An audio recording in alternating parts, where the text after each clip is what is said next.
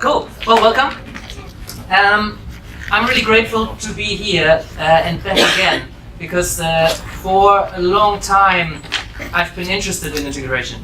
My name is Yannick. I used to run the coaching masters at UEL at the University of East London. It's great to see some students here as well, former students, now fellow coaches. And a fellow researcher next to me, which I'm particularly proud of because she's produced this piece of research that I was lucky to supervise. Well, it is not that common to find somebody who brings this kind of quality of work and these high standards of execution into her work. So as a first-time research, this is phenomenal. And that's why I'm really grateful that we can be here and present this, because it's uncommon that we get an insight into the mindset of the most highly trained coaches in the country. And that's what this piece of research that we're going to present, that's what Carley has done. She recruited ICF Master Certified coaches and asked them about their perception of how do they experience their role as a coach and the boundary to their work. So within integration, this is particularly important because I have supervised, trained, talked to so many coaches who ask themselves this question: is this still okay? Is this still coaching? Do I need to not do this or call myself something different? Send them to a therapist, send them to a consultant? Can I give advice? Can I put my teaching hat on for a minute?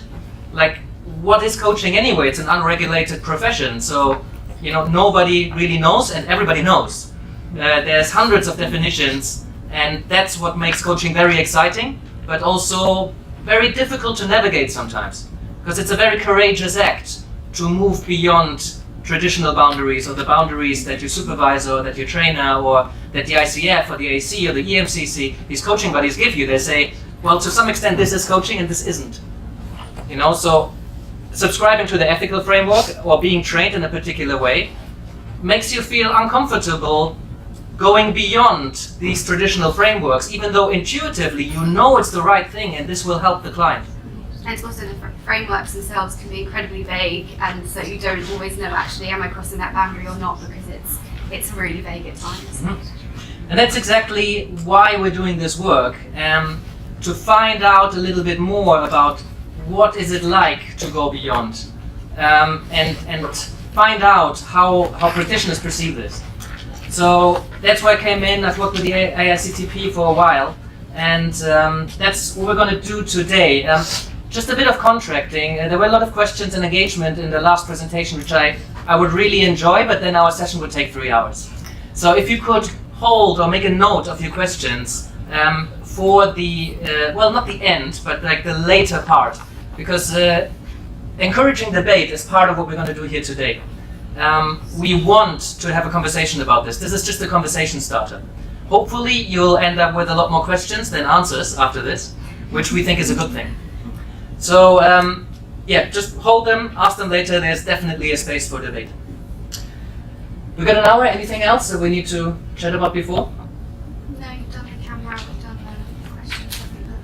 That's Cool. So why are we doing this? My personal why, already mentioned. I think it's important. I believe integrative practice is the future of one-to-one practice. I think there's great value in having a niche and a certain framework to work in and specializing in that. That's absolutely valuable. But I know a lot of practitioners go beyond. Therapists have their coaching hats on every now and then. Coaches have all sorts of hats, and we already had a slide in the picture with all the hats up. I think that's useful, and I think that's appropriate that we switch roles to some extent. Do we need to negotiate new boundaries, new frameworks?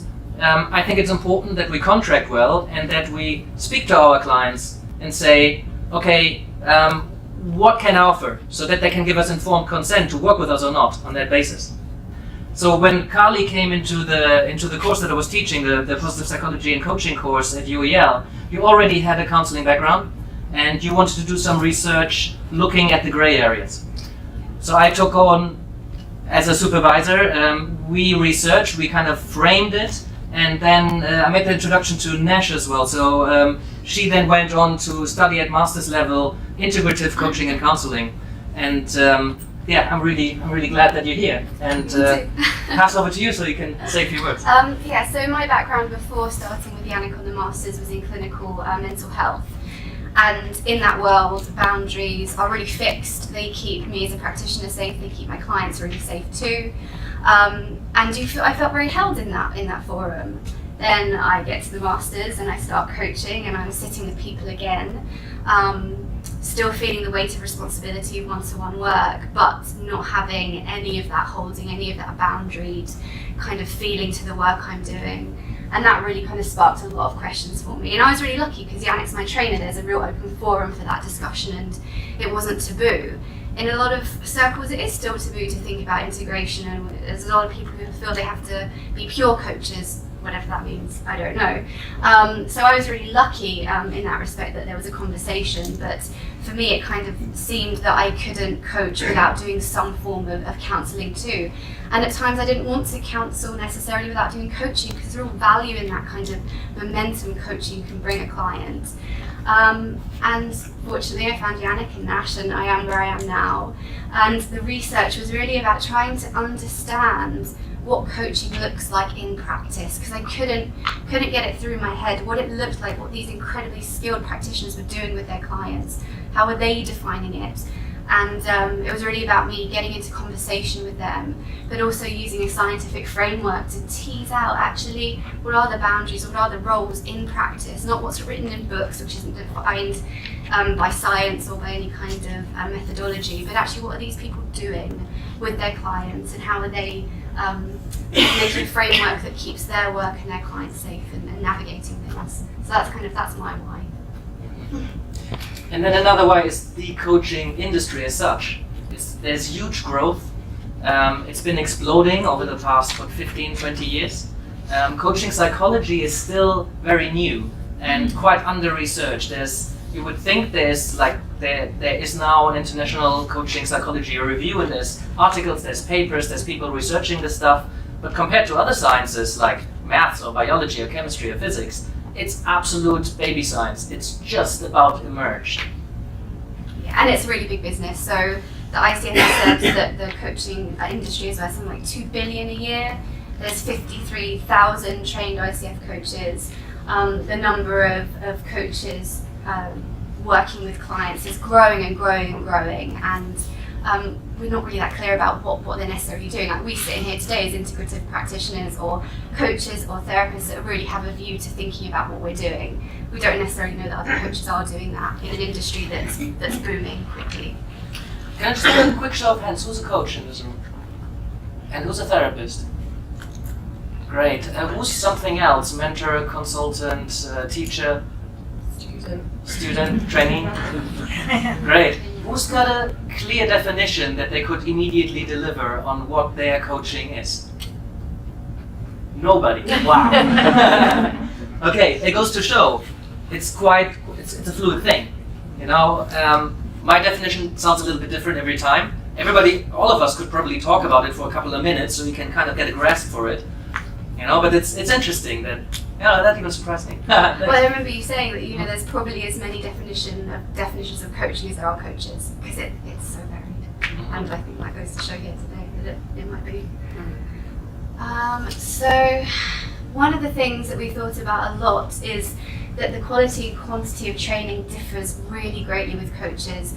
A lot of coaches are investing enormous amounts of money and time and energy into getting trained incredibly well. Other coaches might go online and do a distance learning course that spans over a couple of days and get a certificate.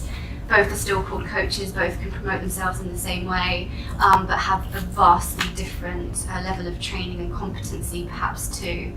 And that was one of the things that we kind of were thinking about with regards to this research, because it is such a vast spectrum of training. And that's especially important if coaches are crossing boundaries, and the research kind of shows, we're going to talk about this, that coaches are doing really deep and personal work with clients. And if the training and the competency and the self-awareness isn't there to match, there's some big questions there that need to be looked at. And I see that a lot in supervision, in training, like coaches who have comparably very little training and experience, wanting to, they come and they say, well, I have a client and they are bereaved and they just got diagnosed with cancer and also they lost their job, and I wonder what's the best way of coaching them. And my alarm bells ring, and theirs don't really, because they feel they're doing really good work. And very often they do really good work and they can be really helpful, but it's dangerous to run. So I got away from, there's no place for coaching in that kind of environment, but like I would be very careful as to like who's the best person for that client to work with. Because if they work with you, they might not go see a therapist. And can you replace that? That's a lot of responsibility. You brought up the metaphor, I think, that came from Nash in terms of brain surgery. You know, we're working with people's hearts and minds. We're working with their brains and their mindset and their being. Like, we're operating at a psychological depth that can induce significant change. There's high ethics for brain surgeons and heart surgeons, and for coaches, there's none if you don't want them. So that's a larger why. Yeah, and I think that larger why kind of encompasses the personal why and the professional why. And this is particularly important, I think, when we look at what the ICF is saying about coaching and the growth of coaching, because they predict that one of the biggest future obstacles the industry faces is actually kind of individuals not being trained. So untrained individuals coming into the sector, promoting themselves and working with clients without any training at all. So they propose that going forward, that's going to be one of the challenges we face as an industry. So the larger why of ethics really does have a lot of value. So lots of questions coming out of this. There'll be lots in this room. There were lots that I'm having in terms of, well, where is that line? Do we need could we have a more fluid framework? What hats are there that we adopt within a coaching session? What hats do therapists adopt? How much are we crossing over? How much should intuition be valued? What kind of competency model do we need to have? And particularly, how do practitioners experience when they edge on those boundaries? Because very often they're subjective. My boundary is when I feel out of my depth. But that can also be misleading unless you'll be very careful, reflecting, taking those stuff to supervision. Am I doing the right thing? Am I providing best service for that client at this time? So these are some of the general questions, and then we thought about, well, what could we research? Which questions would be researchable and how? Yeah. And that kind of led us to a couple of particular research questions, which is, what is the nature of the relationship between coaching and counselling or therapy? How do coaching professionals experience, navigate and manage this boundary? So what is it in practice actually? Like, what are they doing? And what roles do they adopt while working? Because a lot of the roles that are talked about in the literature are, again, not founded in much research. These are roles that the literature assumes coaches are kind of hats that coaches are wearing, but it's not often grounded in much kind of empirical evidence. Mm-hmm. And maybe a quick word on science. Like, you can approach these questions in many different ways. You can talk to people, you can reflect and decide that this is the right way. We are both academically trained. I come from an academic training, science, like the scientific method has a lot to offer. I'm not saying it's the only thing that we can find truth. Common sense matters, intuition matters, philosophy matters, spirituality matters, but like the scientific method has something to offer to start approaching, exploring these questions. Perhaps not necessarily answer them, but like I trust in the scientific process when it's done well. More often than not, I realized it's not done particularly well, but it certainly is, when it's done well, it brings out so much. Particularly implications, debate, conversations. So there's a methodology, a process, and we needed to find out, well, what kind of process would be useful to explore this particular question. By the way, this is published in the International Coaching Psychology Review. We send those slides out afterwards. Do look that up. But just so this is not just some people who looked into a question, interviewed some people, and there's a process behind it. And this is peer-reviewed in science. It gets sent out to some experts, and they say, well, this and that, and is this viable research to get published in this kind of journal? Just so you know that there is a process. And I think that's important because a lot of people don't really appreciate what goes into those scientific findings. So just to give you kind of a snapshot of the research, I initially identified 35 UK-based MCCs, so Master Certified Coaches. As Yannick's mentioning there, the importance of science and scientific methods, we needed a sample of coaches that have similar levels of training, pass similar kinds of competency exams, have a similar level of client hours, and this was one of the ways of managing that. So we went for MCCs, 7 self-selected, which is really important to note because these are people that wanted to take part. So they were happy to talk about it. We don't know what everyone else was feeling who didn't want to take part. A slight imbalance between male to female coaches, so 6 female, 1 male. This imbalance is shown in the larger demographic of MCCs. There's 77% of female MCCs. Just quickly, how many are there in total in the UK? So there are 35. Or when I was reaching out to them, there were 35 available to contact via the ICF's website. Maybe more now, actually. I'd be interested to go back and look. And yes, so 77% of those were female, the rest were male. Most common client group was senior executives. These people were working with C-suite people, incredibly competent individuals with very, very proficient client backgrounds and great people. Any MCCs here, by the way? No.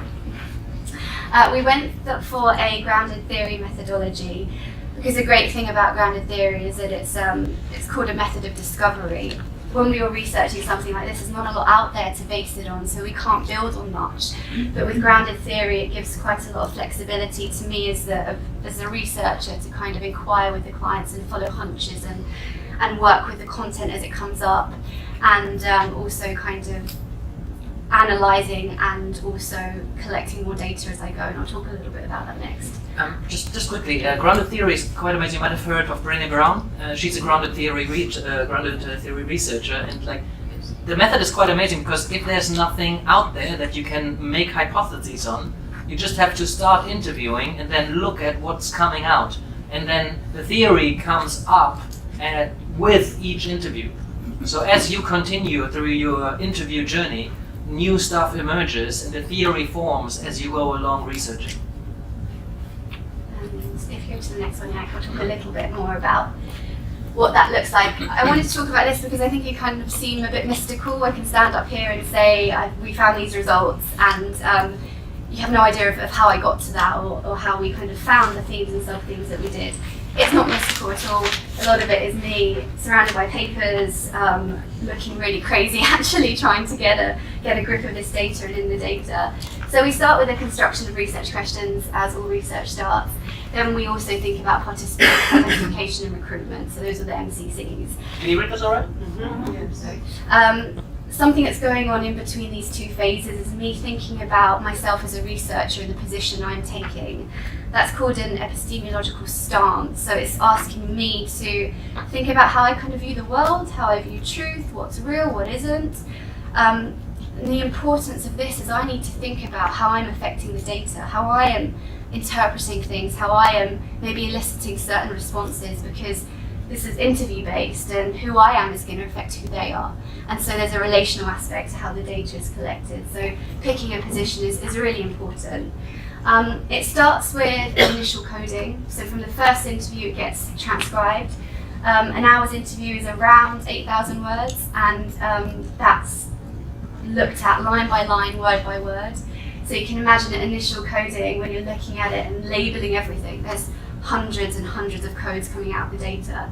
So as I start doing more and more interviews, I'm coding a little bit more, I'm going a little bit deeper, I'm connecting the line-by-line codes and the labels to bigger categories and starting to make bigger links. And then I go into a comparative analysis, which starts to group things as a bigger whole. So we start really zoomed in, literally zoomed in, line by line, word by word. And as the interviews start going on, we start to zoom out and find themes and connections. And all of that leads to these themes and sub-themes.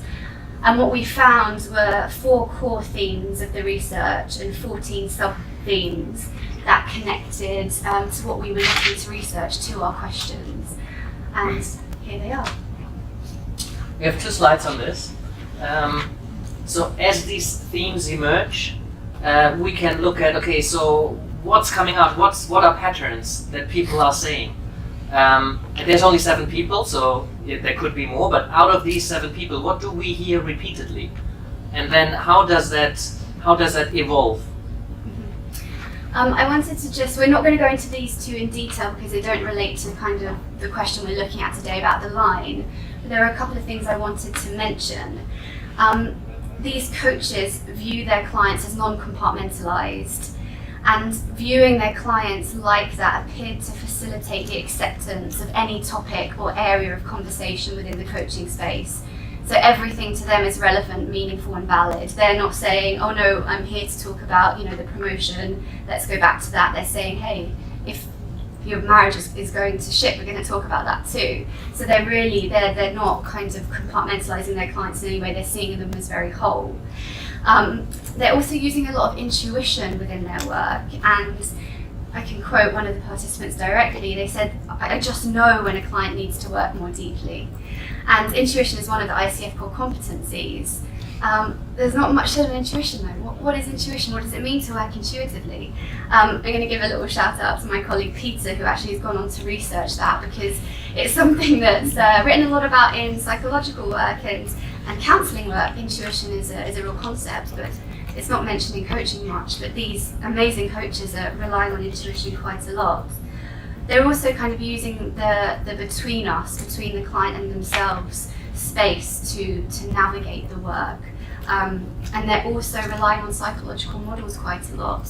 And the interesting thing here is that they weren't necessarily trained in that way. So learning theory, developmental theory didn't come up in their training. But these coaches have noticed a gap in their work, gone away and read more around the psychology of development in people, and they're really bringing that into the room to know how they can be with the client, to understand the state a client may be in, or to further kind of formulate, that's a very kind of counselling idea, but to formulate what's going on for the client and to respond appropriately, despite not having been trained in that way. So those are the ones I kind of wanted to just touch on really briefly, because I think that's kind of interesting for us all to know. These are the ones that we're going to go on to look at in a little bit more depth though. And that's the coaching borders and also the coaching roles. I think we start with the roles. That's just an overview of what roles have been found in the literature, and did these come up in the research as well? So no, these roles are from the research. Okay. So these are from the kind of... Excellent. So I've done an earlier research where I looked at, well, what are the actual roles that we can find, and because I didn't go and have the interviews, my research had a different methodology. I looked at what's actually out in the literature. What kind of hats do people write about who coach? And that's really interesting that a lot of them actually came up here. So as we're analyzing the interviews, these were mentioned in some way. There's 2 slides with explanations to them. You get the slides, so you can kind of go back to that. But first I wanted to give you an overview of what's actually there, what people have mentioned, what kind of hats are they wearing during their coaching. Yeah, and so from the data it emerged that there's 3 common roles that these coaches are sitting in most often. The first is thinking partner, where coaches refer to this as facilitating and stimulating a client's thinking and ability to listen to themselves. The second role they sit in most often is active listener, and the third role is being with the client. So these coaches are really not relying on they're not relying on a lot of framework or models. They're really just sitting with the clients in the room, and they really put a lot of emphasis on their way of being with the client as to facilitate change. And one of the participants said they kind of trust in the coaching process and like to have a focus on being authentic and fully present with the client and in flow. And in that flow, the work really happens. And that for me, because I'm trained integratively, that really wasn't so much in my coach training, but it's massively in my therapy training, thinking about the being and the kind of more humanistic way of relating to a person. And that's what these coaches are doing. One of the really interesting roles that came out was actually one that they didn't talk about, and that's the role of a therapist. It features massively in the research. They never referred to themselves as working therapeutically, ever. And I found that really interesting because lots of these roles are mirrored in the writing and the literature, and there's a real crossover, but at no point did they ever refer to themselves as ever wearing a therapeutic hat. What I found most when I looked at all the research, all the literature, the role of therapist was most often written about. That coaching can be therapeutic, or that at some point in the coaching you can't really tell the difference anymore. And part of that is, I think, in being with the client. If you're just being with the client, there's an element of therapy, obviously. As an active listener, like a lot of these are within the therapy hat, but it's never been mentioned. And I mean, part of that might be, we'll talk about implications a little bit further down the line, but like, if you are an ICF Master Certified Coach, you're not supposed to be a therapist. So I could imagine that that's might be the reason why it's not outspokenly mentioned, because if you say, well, therapy is one of my hats, are you allowed to do that under the ICF framework? Maybe we call it deep coaching instead. and deep coaching will come up. And in a sense, deep coaching is the parallel session. But the sense I got from these individuals kind of talking outside of the research was that they kind of know that this is there. They have a feel for it. But it is still a massive taboo. It's not obviously in this room, we're here, we're thinking about it, but there is still kind of like a stigma and a lack of transparency around the fact that there is a crossover here. And I wonder if a lot of that stigma or the difficulty in talking about it is, I don't necessarily think it's an easy question to answer. So those are the roles. I wanted to include this motivation for switching roles because actually there's not tons out there in terms of why coaches choose to switch roles. It's for these reasons that I'm not going to read them to you. One thing I do want to say though is what these coaches are doing really overtly in their work is switching roles with a great deal of transparency. They're thinking about the role they're changing into. They're asking for permission of their client before doing it, and then they're doing it. It's not something that's kind of happening kind of covertly to say. And the permission was most often sought by the coach when changing into the role of a consultant, the role of a mentor, the role of a supportive friend or a challenger.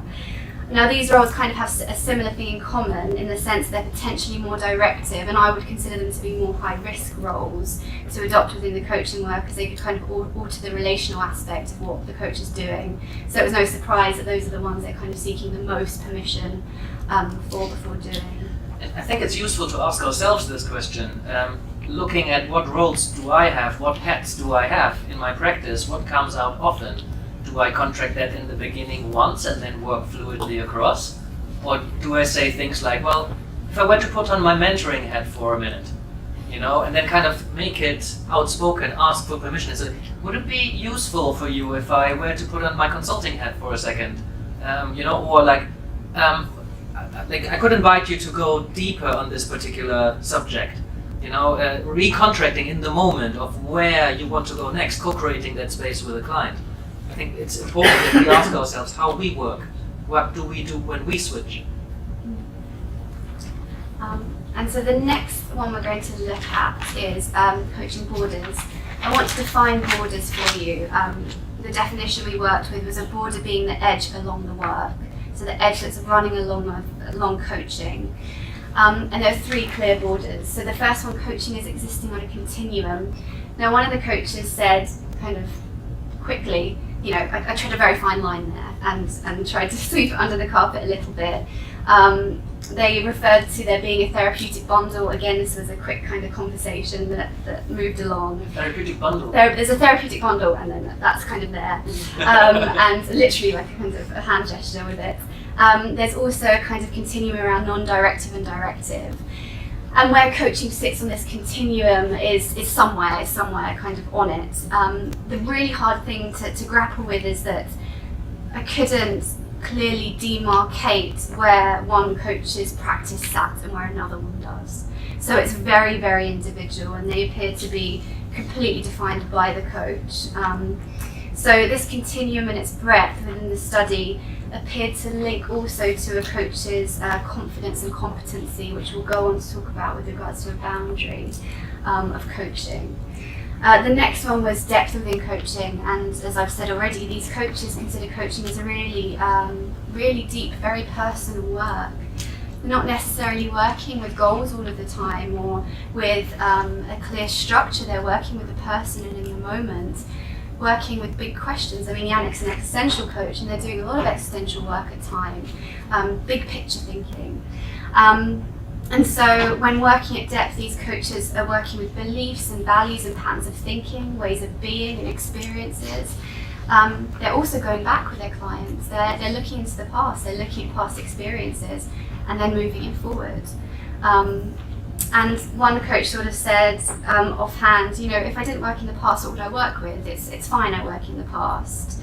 But believe that the other side of this kind of border, which means it's therapeutic work, is if you start to work with clients around how they got to where they are. So this particular coach sort of thought, you know, I'm not coaching about how they got there, so it's still coaching. And then kind of the process of coaching involving that forwards and backwards movement with the client, which I've mentioned already.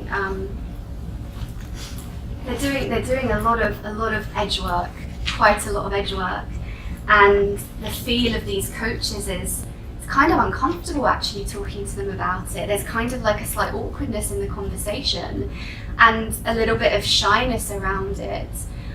So I don't necessarily feel like there was a great ability to be super exposed and open about it.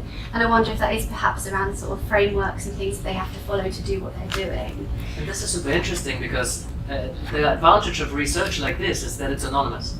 You know, no names are mentioned, nothing is mentioned that you could identify them. I mean, if we interview all of the UK master coaches, you know, then that would be something different. But like, even if they know it's anonymous and the data is protected, whatever they say, they can say whatever they want.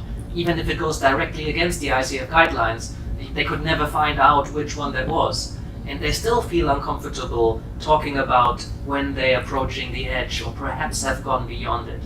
And like, of course it's uncomfortable talking about it. And somebody reassuring you that this is anonymous isn't necessarily going to help that. But it's the best that we can do. And kind of the thing that overarches all of these borders and the edges, that it appears that these coaches are kind of moving back and forward on this continuum quite covertly. So there's no overt movement into a different kind of territory or region. It's all very kind of covert and really mediated, I would say the majority of the time, by their competency and their confidence. And that kind of takes us to the boundary, which I think is the most interesting part of the research, was that boundary around confidence and competency, which we'll go on to look at now. So 13 boundaries, so these are across 2 slides. We cut off a little bit. Yeah. Oh yeah. Is it the... We have to do something. You keep going. Yeah. Okay. So it's still coaching if you're competent and you're confident. That's the kind of bottom line from these people. So one of the quotes is, how competent, comfortable and confident are you as a coach to explore those areas? Another coach kind of admitted that every coach will have a different antenna. They'll have different abilities of recognizing when they've got to a point of discomfort for them, or when they've gone over a line of their competence. So the suggestion here was that when coaches cross the line and move outside of the realms of coaching, there is a discomfort associated with it. But until they've reached that point, for them, they're still within the bounds of coaching. They're still comfortable, they still feel that they can manage the content, and they're still really competent in it. Now, these are like incredible coaches. They're super high skilled, they're very well trained, they're very reflective.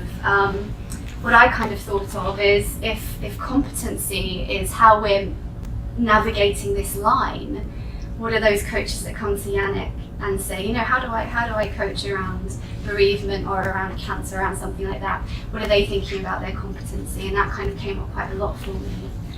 I think that's a lot of the line is like, well, am I competent to work with this? And if you feel competent, but there might be somebody out there, I mean, there's always somebody out there who tells you what to do and what not to do, you know, and that can be really important and it's a good guideline. But like, ultimately, when you're sitting there with a client, can you offer the value that they want? Can you offer a safe space where they can develop and grow and change what they want to change? Whether that's doing something or being a certain kind of person. You know, if you feel competent, then that seems to be with those coaches. Certainly I know that for myself. That's my most important signifier for, can I continue this work? And that came out here as well. That's the number one kind of rule for the coaches, where if I feel competent enough, it's okay to go forward. It's okay to work around this.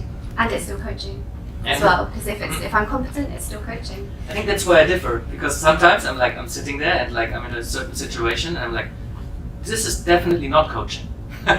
What I'm doing right now, that's not coaching, but I didn't call it coaching. I do a contract that there might be other hats that we'll be wearing. So, but these guys, they all called it coaching, even if they're at a level of depth, where most people would say, that's therapy, mate. Yeah, absolutely. Another one of the really interesting boundaries that I just want to touch upon, just because it came out in a lot of the participants, and this boundary is around clients being able to manage their own content and move forward in the work. So one client referred to this as kind of circling Heathrow. So they said, if my clients are circling Heathrow and can't come into land, I can't work with them anymore. And actually it made me think of Julia's presentation earlier, talking about trauma, and if you can't move forward in the work, it's usually because of trauma. And I wondered, and she said, when coaches pass that work on, it might be a coach responding with their own defensiveness. And I was like, that's kind of made me just think about why there's a discomfort there. So they will pass the client on if they can't manage the content, if they can't process from their adult selves, so if they can't stay adult in the room, or if there's a regression or a feeling of regression. But if not, if the client's able to manage that content and seems like they're moving forward, it doesn't really matter what content they're bringing. It's still coaching for them. So it's not really based on the content for the coaches, but instead on the client they have in the room with them and their ability to drive things forward, and the coach's feeling of competency around the content that's in the room and the client who's in the room. And yeah, coaches who work within their practice and manage their practice from a competency kind of boundary, from their perspective, they always remain in it. Annoying you moving it. Yeah. I think that was.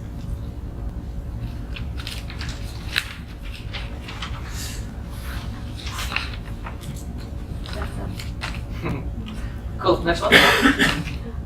So. Did you have something left on this one? No, that was. I wonder if I could just ask what kind of the feel of the room is about that. If one of the biggest boundaries of coaching is competency, does anything come up for you guys, or thoughts around competency being how coaches are managing their practice? I think it's as good a gauge as anything. In the absence of anything else defined, I think it's reasonable to say that I feel qualified to do this. I've had my training, therefore, if it occurs, I will deal with it, as long as you contract to do so. I guess the uncomfortable part of it is sharing that with somebody else. So it's known to me where my boundaries are. But immediately, if I share that with you, then it becomes getting exposed. There could be an argument as to whether it's so. Sharing it with somebody, I can see how that could be uncomfortable. Makes me. But the way that I coach is, if I'm comfortable with it, I will deal with it. Makes me think about the question that came up with Michelle in the opening session on supervision. Because somebody said, well, why? Sometimes it's necessary, or like maybe appropriate, or maybe useful, valuable, to kind of nudge and inquire with an overconfident coach. Because like that feeling of competence, imagine there's somebody, I would hope that we're all quite reflective and self-aware and we know what we're doing, and but it's definitely possible that there's coaches, and I know plenty of coaches who think they can work with anything and anybody, and they can definitely coach somebody through their trauma. And some of them can. And some of them, they better not. That's dangerous. You shouldn't do that, mate. But you can talk yourself into, I can coach anything, and then it's really dangerous to take competency and a feeling, a perception that yes, I can, as a hallmark for I should continue on this path. Which kind of brings us really to the implications and the discussion points of this research. So yeah, what are the ethical and training implications when coaching involves really deep work with a huge range of content, and also moving forwards and backwards into quite personal stuff. There's a great freedom, I think, to coaching, but this is a Spider-Man quote. With great freedom comes great responsibility, and I think that it couldn't be truer in this sense, because there is a great deal of responsibility to the work any one-to-one practitioner is doing. Especially if we're doing brain surgery or open heart surgery. You know, that's particularly important. Like, I mean, I was looking when I wanted to train as a coach, I came through a positive psychology route, and I realized what's right with people is a really important question, but it led me to, like, positive psychology in itself, for me it wasn't deep enough. It didn't really acknowledge a lot of the challenges and curveballs and difficult adversity that's going on in life. So I wanted to train integratively, and this was 2005, 2008, and there was nothing. Now there's Nash's course at the University of East London that trains integrative practitioners. The closest I found was an MA in existential coaching, by the nature of the questions that goes quite deep, and a lot of our training was really from the therapy literature, because there was very, very little coaching psychology literature, existential coaching literature. So, but like, what needs to be trained? How do we need to get trained in order to work across the spectrum of what people are going through? You know, just because you're a well-functioning lawyer doesn't mean that you don't have mental health problems or bereavement or trauma or addiction, like, or things that would require counseling or therapy skills. So that's really important. How can we train things that, like, if there was no training just 5-10 years ago, like, and now there's one course that I know, and there's a few workshops that popped up and some approaches that go quite deep. But like, people see the Tony Robbins documentary and they say, well, if he is a life coach and he works with 16 years of sexual abuse, you know, in front of 3,000 people, then like NLP coaches can do that. Like, life coaching can work with that, and that's a bit dangerous. Like, we need to get proper training. We're doing brain surgery. You know, it's important. And one of the coaches referred to it as her work is a little bit like an iceberg. So she comes in as a coach and can see the tip of it, because that she's contracted around, you know, with C-suite executives around kind of burnout or what their next career step might be, or, you know, kind of like quite conventional things. But then she says, when I get in the room, there's all this stuff underneath the iceberg, and that you don't anticipate being there. And I'm sure it's true for all of us. We go in expecting to have certain conversations, and they can go in a completely different way. So we need to be able to manage that in a way that really is client-centered and puts the client first. We talked about that one pretty much. Like, yeah. Well, that's only coaches who agreed to talk to us, and they were a little bit uncomfortable. But the ones who were already uncomfortable, they might not even reach out. So there might be a lot of people who outspokenly do therapy, or maybe not. Like, we just don't know. That's we can make assumptions, and this is in science what leads to further research and asking more specific questions. You know, so that's why every research, that's how the research works. We do something, and then other researchers pick up what we found, and then maybe try to replicate the results, or look at the areas that we don't know anything about that yet. We just provided this little tiny piece, trying to start and fill the knowledge gap that we have. You know, so we don't know. And it is a really tiny piece in the grand scheme of things when you think about how many coaches there are and diversity of work they're doing. It's a really small piece. So we picked ICF Master Coaches because we figured that's the most coherent group of coaches that we could pick. If we pick one, it's so difficult to do coaching research, because pick 10 coaches and they're completely different practices. You know, and it depends, even if they ask the same questions with the same wording and they have the same approach, they're still completely different processes just because they're different people. So incredibly difficult to research. So if we take that MCC ICF framework, that's hard. Like, it's so difficult to become a master certified coach. It's really tough to get through those kind of frameworks. I know a coach, quite a famous coach. She made a joke in her recorded session, and a client asked her, so what shall I do now? And she's like, oh yeah, well, I'm going to tell you, because all coaches give good advice. And it was tongue-in-cheek, and she failed her assessment because of that. So that's the kind of scrutiny they put on. So it's useful to take those kind of coaches to find something out. And would also explain why there's a real discomfort around doing anything other than what's expected. So that's right. Which, all of this leads us to these implications, which is, if the boundary is competency, how are we making sure that we're working competently? For trained therapeutically, it's kind of a given that you have supervision and there's a real structure to it. Even though therapy in the UK isn't regulated the same way coaching isn't, there's a real kind of, there's a real structure that goes in most therapy training. With coaching, it's not a given that you need supervision.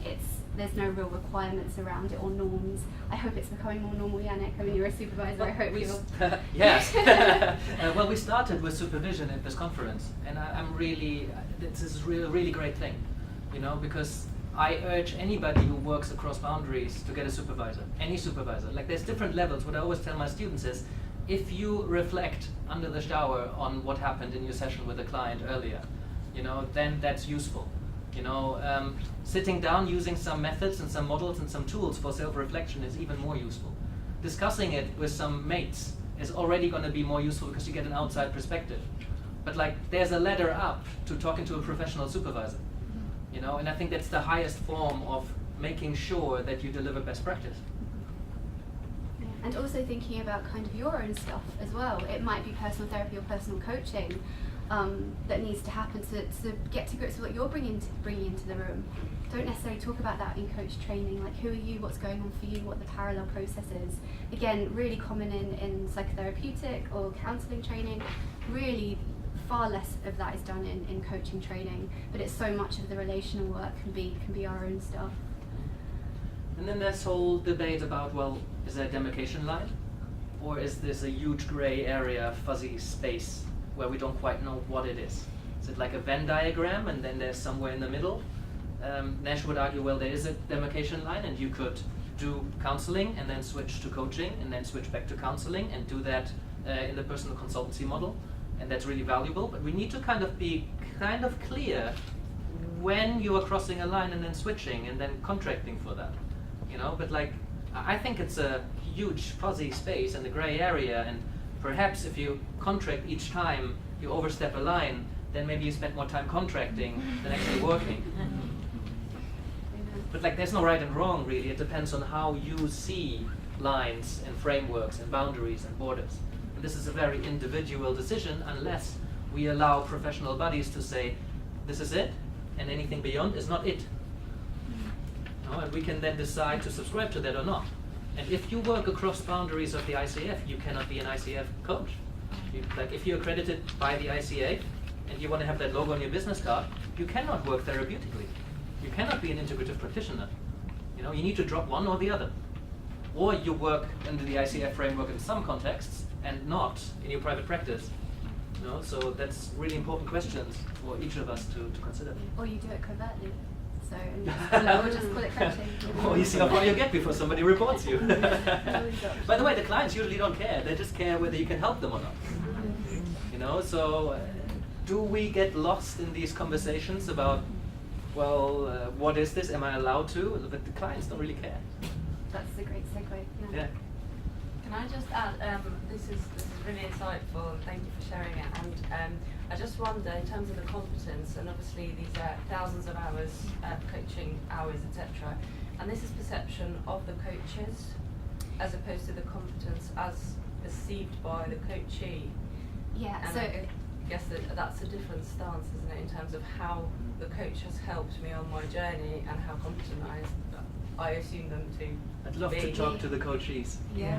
but research-wise, it's really difficult to get that through ethics, and also the coaches will never give you access to their clients because you need to have confidentiality. They cannot give that. Maybe they could ask their clients whether the clients wanted to take part in some research, but also a lot of coaches will be a bit uncomfortable about that, so it's difficult to do research with clients. Yeah. But presumably there is kind of a relationship between perceived competency by the coachee and the coach's competence, if they're doing good work and getting good feedback, bolstering competency and maybe making them do better work in the long run. So there must be a relationship there.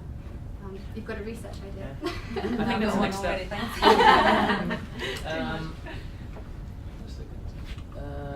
Yes, so there's an important point in terms of, we're coming from a perspective that we see the value in integrative practice. I really believe that. I always wanted to work like that. I think I think that's really, really good. It's easy to see things from your own perspective. So there is a question whether maybe you're a jack of all trades and a master of none. Maybe if you try to cover too much ground, maybe you deliver less value than if you would really focus on being a trauma therapist and then work with that. If you specialize in addiction, you can work highly effective in addiction. So compartmentalized or not, like there is value in being a behavior coach and working to integrate habits in behavior, and do that. You're missing out on a lot of the person, but you're delivering extremely high value because you're an expert on habits and how to integrate them. So I'm pushing one agenda, but like it's not saying that that's the right way. There's a lot of potential pitfalls if we try to integrate everything. I like integration. It's kind of how I'm wired. I think there's a lot of use to that, but like it's important to keep that in mind. Yeah, and one that really came up for me is if we push integration too hard, and so the barrier of entry is much higher because we need to be trained in both ways or in many different ways. Will it further diminish practitioner diversity? Training as a therapist, training as a coach, or kind of any other one-to-one practitioner is really expensive. There's already a great lack of diversity, I think, among practitioners. And do we just make it even harder to get a wider pool of individuals who bring insight and ideas from different areas and different walks of life? Do we prevent that by accepting that integration is the only way forward? So we have 8 minutes left. Let's have a bit of a debate in terms of what would you add to this list. What are your thoughts? Do you have questions about the research? Let's chat. Yes, Karen. But my first question is like I'm feeling like I'm acting more and more like a counselor. So I can feel I'm reaching the and then I'm asking myself, do I need to go in 6 years training now? Mm-hmm. Am I allowed to do what I'm doing without having the full proper training? That's really good questions that you have. Thanks, Yannick. I have an answer. Everybody probably has some form of answer, but I think the answer lies in the exploration of that question, and you need to decide that. I mean, I'm an existentialist. I believe that you need to make choices, and some of these choices might be against existing frameworks and what everybody else is thinking, but you just know it's right, and your clients love it. That's a really tough choice. So yeah. Yes, please. Yeah, one thing I think might be useful to think about in the context of your question even is what are the risks? What are the risks of crossing the boundaries? Yeah, well, potentially huge, right? Yeah, or potentially none. And that's the problem, isn't it? Is that they may be huge, the risks may be vast, and you open up something you can't close down, or you re-traumatize, or there's so many things that could go wrong, but also so many things that potentially go right. And that's where it gets really complicated and really muddy, because if you're delivering something that's really working for the client, and and you're feeling competent and it's of value, you don't know that you're doing anything wrong until it kind of goes wrong, I guess. And it's muddy water. So one thing I would recommend to anybody is to get into some form of meditation, use mindfulness in some way, some form of being very aware of what's going on in your session while you're in the session. Have that split second before you ask the question, and ask yourself why you asked that question and what might be potential implications. It's really difficult to, like, if you need to stop and think about whether you're going to ask that question or not, take the time. Ask your clients, like, give me a second, I need to think about something for a minute. No client will not give you that. Before you open Pandora's box, it's important to realize what the effect might be. Some questions might just pull the rug underneath somebody's value and belief system, and they fall so deeply that you might not be able to hold the emotional space that props up afterwards. So some questions, sometimes you just ask, how are you? And somebody bursts into tears. Mm-hmm. And I always used to say that, and then it actually happened to me once. Mm-hmm. That you never know. So you can never be risk-free. But to be aware of what's going on, to be quite mindful in the coaching space is really important, so that you can mitigate some of that risk and contract beforehand. I always say, hey, look, there's a line to coaching, to my coaching. And I can't tell you exactly where it is, but I can tell you when I'm crossing it, and then we might need to stop the coaching or stop going down this particular route or continue this kind of conversation. I always make you feel safe. I have a network of people that I can refer to. But just so you know that there might be a time when I might say, remember how we talked about that there might be a line that I can't cross? I can feel it, you know? And then refer. Yeah, so to follow up that point, so you said you don't know until you cross it, right? Potentially. But, potentially, right. But also, I think a lot of coaches don't know when they have crossed it. They don't even realise it. So you can cross the line and not have a clue, and you can have done the damage, and you can have suppressed something, and that person might never seek therapy or might never seek help again. Supervision.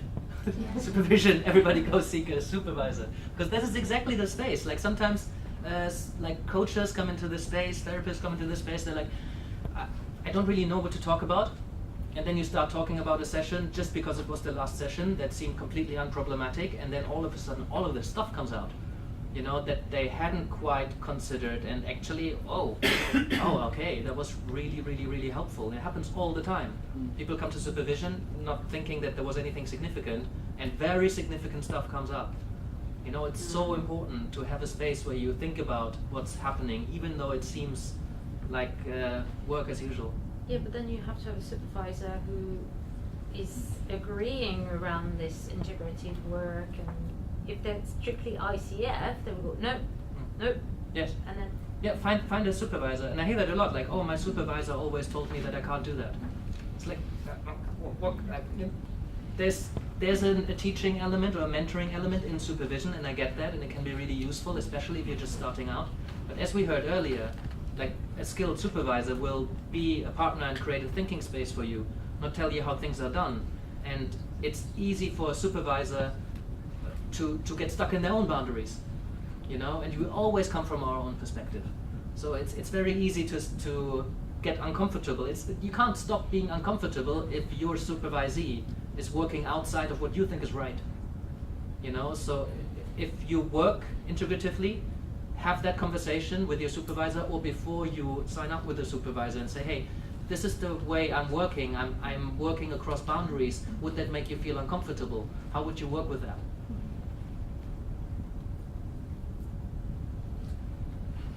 Others?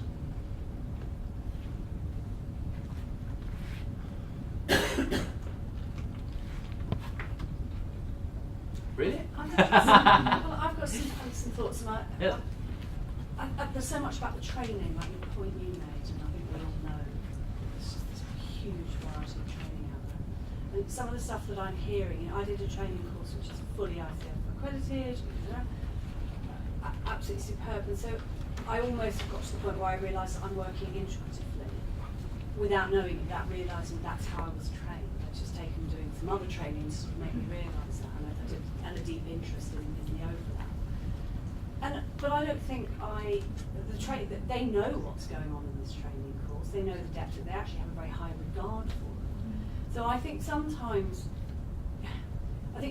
we're making an assumption that actually ICF doesn't understand the depth. I mean, I'm really struck by your research that these 7 master coaches are all kind of going, ooh, because, yeah, I mean, I have it too. I have a kind of like, can I call myself integrative? I mean, I've talked to you about this, you know, at length. But I think really good coaching training actually is about coaching the whole person, isn't it? It's not a transactional thing about the issue. And they spoke about that as well. They sort of said, you know, I don't want to work transactionally because it doesn't ignite change. I don't do that. Yeah. But I think the real discomfort comes from thinking that it's not coaching, that it might be stepping into something else. And there's something in there around labelling actually, yes. and stigma around labels, because there's so much in a label, isn't there, and the clients you access depending on the hat you wear, and it's a void, and there's a lot in there. Unfortunately, we ran out of time. Do come see us. Do contact us. Find us on LinkedIn and all that stuff. It's important to have this conversation. Talk to each other. Find out who's a therapist, who's a coach, who's a different coach, who's a different kind of therapist. Because the referral is important if you cross your line. You know, your line. Find out where your line is. Big round of applause for Carley.